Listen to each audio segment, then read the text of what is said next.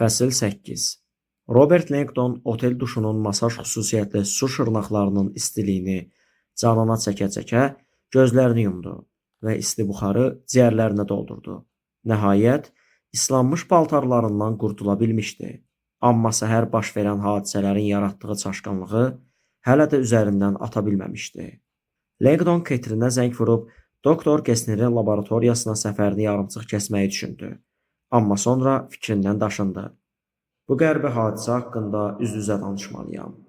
Bədəni yavaş-yavaş isinib, düşüncələrə aydınlaşdığı halda belə nə Karl körpüsündə gördüyü dəhşətli mənzərəyə, nə də öz reaksiyasına məntiqli bir izah tapa bilmirdi. Langdon adətən gərgin vəziyyətlərdə sakit qalmağı bacarırdı. Amma bu səhər təlaşa qapılmışdı. Qəribə, içdən gələn bir qorxu onu ələ keçirmişdi. Rasional düşüncəsini üstələmişdi. Qadının görünüşü, ölüm qoxusu, nizə, zəngilərin o vahiməli gürültüsü. O bu xatirənin beynində fasiləsiz təkrarlandığını hiss edirdi. Bu necə baş verə bilərdi? O keçən gecə baş verənləri xatırladı. Hardasa 5 saat əvvəl Ketrin onun adını qışqıraraq yuxudan sıçrayıb oyanmışdı. Langdon onu sakitləşdirmiş, Ketrin isə titrəyərək gördüyü vahiməli yuxunu danışmışdı. Dəhşətli idi Robert. Çarpayımızın ayağında qaranlıq bir fiqur dayanmışdı. Qara geyinmişdi. Başında şəfəq saçan bir halə vardı. Əlində gümüş nizə tutmuşdu. Üstündən çürümüş, ölüm kimi bir qoxu gəlirdi. Səni çağırdım, amma sən orada deyildin. Qadın mənə pıçıldadı. Robert səni xilas edə bilməz. Sən öləcəksən. Sonra qulaq batırıcı bir səs gəldi. Ardınca işıq yayıldı və birdən otel havaya uçdu. Bədənimin yandığını hiss elədim, Robert. O vaxt Ketrinin yuxusundakı dəhşətli elementlər Langdona məntiqli görünmüşdü. Şəfəq saçan halə, tikanlı tac, Ketrinin həmin axşamki mühazirəsində əsas simvollardan idi. Gümüş nizə tədbirdən sonra Birgida Gesnerlə içki içilən zamanı müzakirə olunmuşdu. Kükürt qoxusu, yəqin onların yaxınlıqdakı Karlovu varı istilik bulaqlarına səfərindən qalmışdı. Otelin partlaması da yəqin dünən Cənubi-Şərqi Asiyada baş verən terror görüntülərinin şuuraltı təsiri idi. Langdon ona təsəlli vermişdi. Xatırlatmışdı ki, absent güclü halüsinogendir. Üstəlik, redaktorunun əlyazmanı oxumağa hazırlaşması da onu gərginləşdirib. O gərginlik də yuxusuz gecələr də mənə tanışdı. Langdon düşünmüşdü. Amma indi saatlar sonra duşun altındaykən Langdon gördüklərinə məntiqli bir izah tapa bilmirdi. Heç olmasa reallıq haqqında hazırki anlayış çərçivəsində. Einsteynin məşhur sözü yadına düşdü. Tanrı təsadüflərin arxasındakı gizli qüvvədir. Mən gördüyüm şey təsadüf deyildi. Langdonun iç səsi israr edirdi. Bu statistik cəhətdən mümkün deyil. Ya Ketrinin kabusu gələcəyi öncədən görmüşdü, ya da gələcək ona yuxusuna reaksiya vermişdi. Hər iki halda bu, Langdon üçün ağlasığmaz görünürdü. Daha da qəribəsi, Ketrinin dünənki mühazirəsi məhz bu fenomeni izah etmişdi. Öncə görmə. Hadisələr baş verməmişdən əvvəl onları hiss etmək və ya görmək qabiliyyəti. Vladislav zalının səhnəsindən Ketrin tarixdəki ən məşhur öncə görmə nümunələrini sadalamışdı. Carl Jung'un, Mark Twain'in, Janna Dark'ın xəbərçi yuxularını. O, Abraham Lincoln'un qətlindən 3 gün əvvəl mühafizəçisi Ward Hill Lamona danışdığı yuxunu xatırlatmışdı. Örtülü bir cəsəd və bir əsgərin sözləri. Prezident öldürüldü. Sonra Amerikalı yazıcı Morgan Robertson haqqında danışmışdı. 1898-ci ildə Heçlik adlı romanını yazmışdı. Batmaz bir okean paraxodu Titanın ilk səfərlərindən birində aysberqə çırpılıb batması haqqında. Qərbəsi bu idi ki, kitab Titanik fəlakətindən 14 il əvvəl çap olunmuşdu və gəminin quruluşu, marşrutu, necə batdığı o qədər dəqiq göstərilmişdi ki, bu təsadüflər heç vaxt izah edilə bilmədi. Zalda sözlərimə şübhə ilə yanaşanlar da var, bilirəm. Ketrin Langdona tərəf baxaraq zarafatla demişdi. Düşündüm, bir təcrübəni sizinlə bölüşüm. İllər əvvəl Naitis Elmlər İnstitutunda çalışan həmkarlarımdan biri tərəfindən düşünülmüş və həyata keçirilmişdi. O vaxtdan bəri dünyanın müxtəlif laboratoriyalarında təkrar olunmuş, inkişaf etdirilmiş və daha da zənginləşdirilmişdi. Təcrübə isə belədir. Ekranda qaranlıq otaqda oturmuş, beyin monitoruna qoşulmuş bir test subyekti göründü. Xüsusi avadanlıqla beyin dalğalarını izləyərkən Ketrin izah edirdi. Ona təsadüfi şəkillər göstəririk.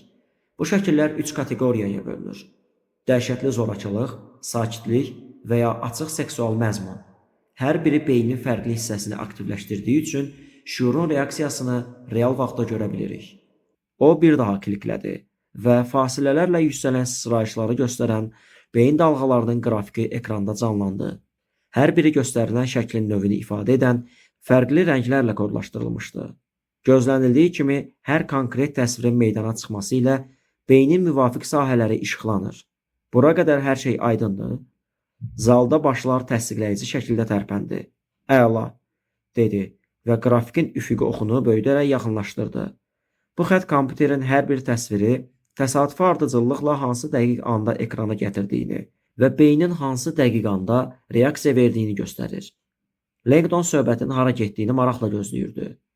Daha da yaxınlaşsaq, dedi, millisaniyə səviyyəsinə enirik və böyük bir problem ortaya çıxır. Nəhəng zalın hər tərəfindən çaşqınlıq dolu səslər yüksəldi. Langdon da onlara qoşuldu. Qrafiklər beynin şəkil çıxmamışdan əvvəl reaksiya verdiyini göstərirdi. Gördüyünüz kimi, Ketrin dedi, bu adam şəkli çox erkən görür. Beyin şəkil göstərilməmişdən təxminən 400 millisaniyə əvvəl reaksiya verir. Şüur artıq nə görəcəyini bilir. O gülümsədi və bu, hələ araşdırmanın ən sarsıdıcı hissəsi deyil. Zal tam sakitliyə qərq oldu. Məlum olur ki, Ketrin davam etdi. Beyin təkcə şəkil göstərilməmişdən əvvəl yox, kompüterin hansı şəkli seçəcəyini belə bilməmişdən əvvəl reaksiya verir. Sanki beyin reallığı proqnozlaşdırmır, onu yaradır. Zaldakı hər kəs kimi Langdon da heyrətə gəlmişdi. O bilirdi ki, bu fikir düşüncənin reallığı yaratması əksər böyük ruhani təlimlərin mərkəzində dayanır. Budda, dünyanı düşüncələrimiz formalaşdırır. İsa, dua etdiyiniz hər şeyə mütləq sahib olacaqsınız. Hinduizm, Tanrının sonsuz gücü sənin içində təcəssüm edir. Bu fikir müasir mütəfəkkirlərdə də əks-səda tapırdı. Robin Sharma, hər şey 2 dəfə yaranır. Əvvəl düşüncədə, sonra reallıqda. Pablo Picasso, təsəvvür edə bildiyin hər şey gerçəkdir. Bir tıqqıltı Langdonu diksindirdi və Vladislav zalı onun zehnində silinib yox oldu. Arxasını çevirmişdi. Hamamın qapısının açıldığını eşitdi. Yarışəffaf duş kabinəsinin arxasından içəri girən birinin dumanlı silüetini gördü və dərindən köks ötürdü. Şükür, tez qayıdıb. Şübhəsiz Ketrin oteldə baş verən hadisəni eşidib və dərhal geri dönmüşdü. Çıxıram, Langdon səsləndi. Sonra suyu bağlayıb adəti etdiyi soyuq duşdan imtina etdi. Bu səhər yetərincə soyuq duş qəbul etmişəm. Divardan asılmış dəsmalı götürüb belinə doladı və hamamdan çıxdı. Ketrin dayandı. Ketrin yox idi. Onun qarşısında dəri gödəkcə geyinmiş, kəskin üz xətlərinə sahib bir kişi dayanmışdı. Siz kimsiz? Langdon qışqırdı. Bura necə girmisiniz? İçəri girən adam bir neçə addımla yaxınlaşdı. Onun olduqca sərt çöhrəsi vardı. Cənab Robert Langdon güclü Çex aksenti ilə soruşdu. Sabahınız xeyir. Mən Xarici Əlaqələr və İnformasiya İdarəsinin kapitanı Yanaçekəm. Yataq otağınızdan pasportunuzu götürmək cəsarətini özümə rəva bildim. Ümid edirəm etiraz etməzsiniz. Pasportumu götürmüsünüz? Langdon lütbədənlə dəsmala bükülüb dayanmağın verdiyi narahatlıqla soruşdu. Bağışlayın, siz kimsiz? Adam təşkilatın vəsiqəsini göstərdi. Amma buxarın içindən Langdon yalnız təşkilatın cəsur loqosunu, şaha qalxmış aslan fiqurunu görə bildi. Şaha qalxmış aslan? Bu simvol olduqca məşhur idi və təsadüfən Langdonun keçmiş hazırlıq akademiyasının loqosu ilə üst-üstə düşürdü.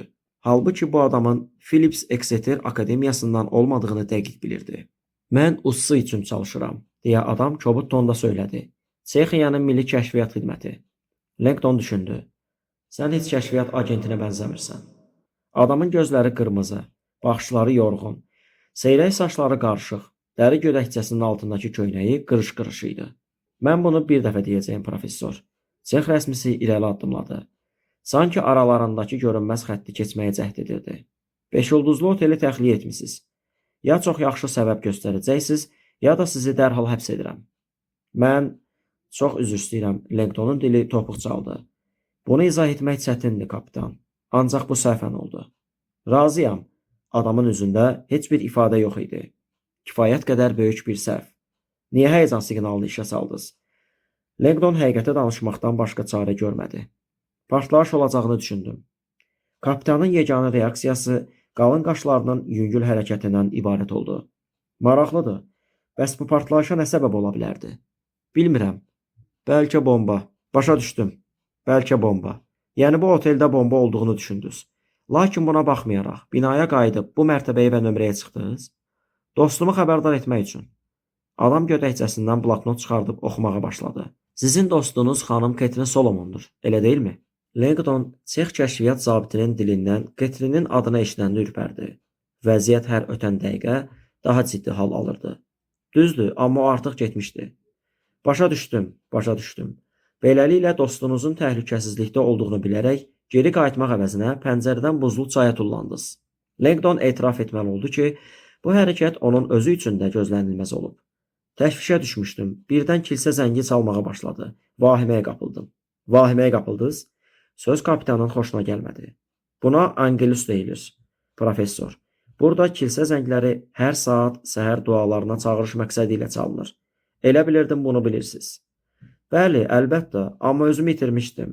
Sanki zəng mənim üçün çalınırdı. Bilmirəm, vaxt yetişmişdi sanki. Bu hadisələrdən əvvəl foyedə polis də görmüşdüm. Vaxt yetişmişdi? Yəni, sizin bombanız saatlı bomba idi? Saat 7-də partlayacaqdı? Mən heç bir bomba yerləşdirməmişəm. Langdon sakitliyini qorumağa çalışdı. Xeyr, sadəcə çox çaşqın idim və instinktlə reaksiya verdim. Zərəri qarşılamağa hazıram.